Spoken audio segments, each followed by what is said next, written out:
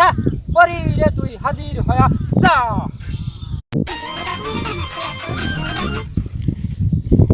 বাবা আমার সর্বনাশ হয়ে গেছে, আমার একটা ব্যবস্থা দিন। আমার না ডান হাত চুলকায়। এটা তো আমি আগে থেকে জানতাম যে তোর ডান হাত চুলকায়।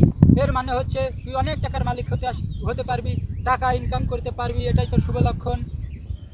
তাই বাবা আমার না বাম হাত চুলকায়। এটা তো আরো ভালো লক্ষণ, আমি জানতাম তোর বাম হাত চুলকায়। এটার মানে হচ্ছে তুই দুই হাতে টাকা ইনকাম করবি আর চার হাত দিয়ে টাকা খরচ করবি।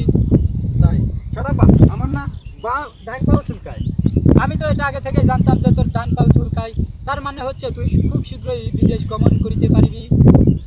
তাই বাবা আমার না বাম পাও চুলকায়। তার মানে হচ্ছে তুই বিদেশ যেতে পারবি, জীবন্তভাবে ফিরিয়া আসিতে পারবি দেশে, মায়ের কোলে ফিরিয়া আসিতে পারবি, বউয়ের কোলে ফিরিয়া আসিতে পারবি।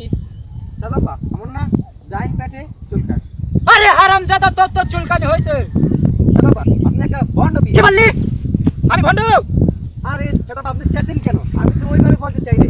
আমি বলতে চাইছিলাম আপনি যদি ভণ্ডই না হন তাহলে পারলে আমাকে দিনের বেলা একটা পরি দেখাতে পারলে।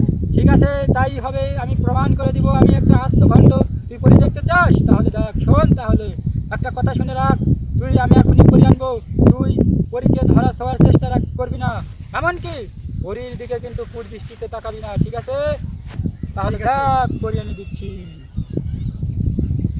ওম সং চং তা পরি রে তুই হাজির হয়া যা।